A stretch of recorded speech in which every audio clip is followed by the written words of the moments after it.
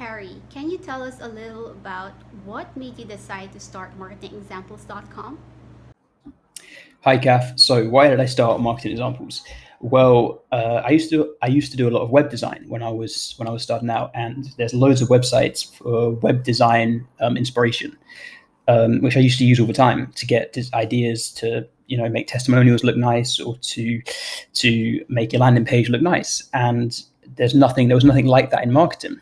So I kind of felt there was a bit of a gap, I suppose, for someone to make kind of a gallery of really short, sharp examples which people could just look at whenever they're trying to do like a marketing task, I suppose.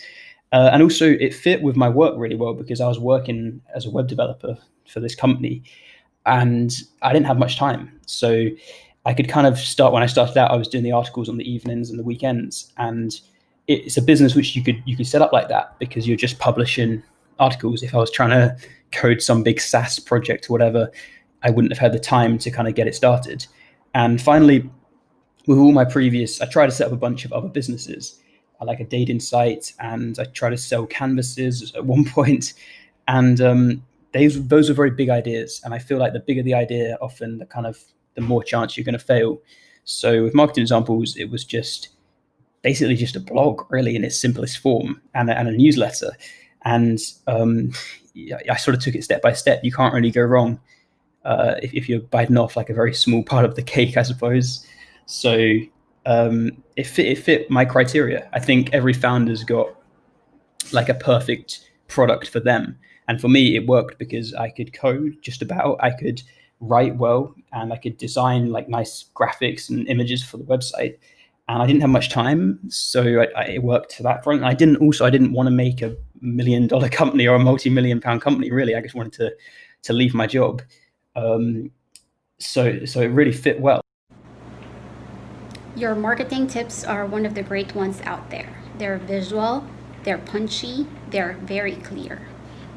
Where do you usually draw inspiration from, and can you tell us a little about your content making process? Honestly, that question makes me smile loads. Thank you very much for the compliments. How do I come up with the content inspiration?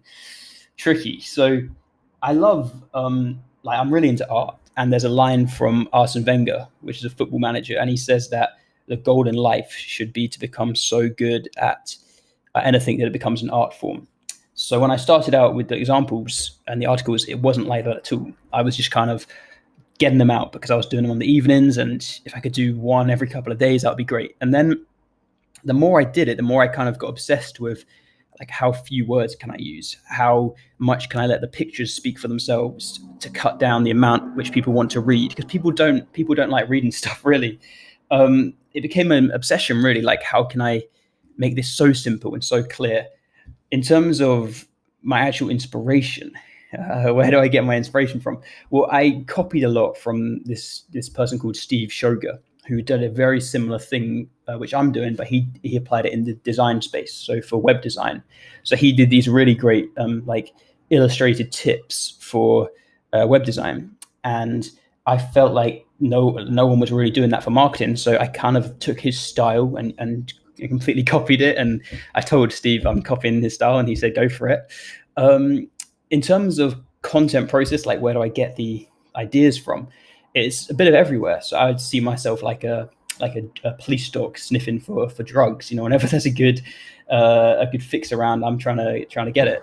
But specifically, I'm in a bunch of different Slack groups. I'm in a few Patreon groups for marketers, and I'm always just looking out for ideas. I read Reddit a lot. I read lots of books, marketing books, different blogs, I suppose. Specifically, I read Indie Hackers Forum a lot, I suppose. I read Corey Haynes's blog. I read Seth Godin's blog, Anne Handley's Copy Hackers, Joanna Weaves, like loads of marketing blogs. And I just steal it from everywhere.